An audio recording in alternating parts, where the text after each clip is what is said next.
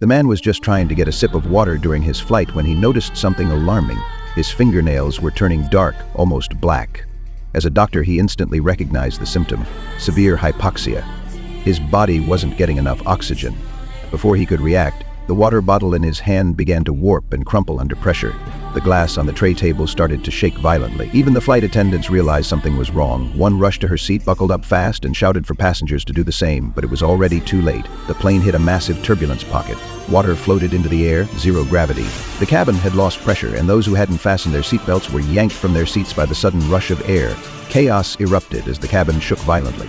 Passengers froze in fear, clinging to their armrests, praying they'd survive.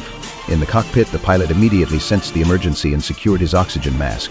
Inside the cabin, the overhead oxygen masks dropped automatically. Passengers scrambled to get them on and breathe, but Jack's wife wasn't so lucky. Before she could get her mask on, the lack of oxygen caused her to pass out. What no one knew was that a young girl was trapped in the laboratory when it all happened. With the violent turbulence, she couldn't open the door. Trapped and suffocating, she eventually collapsed on the floor. Meanwhile, Jack, desperate to save his wife, stumbled toward the flight attendant's station. He found a portable emergency oxygen tank and quickly strapped it onto his wife just in time. She began to breathe again, escaping death by a thread. Then, as suddenly as it began, the cabin pressure started to stabilize. The turbulence stopped. Flight 7500 had somehow survived the ordeal. To calm everyone, the captain made an announcement. He explained that the plane had flown through a powerful air current, triggering a storm and damaging a cabin seal. That's what led to the sudden loss of pressure.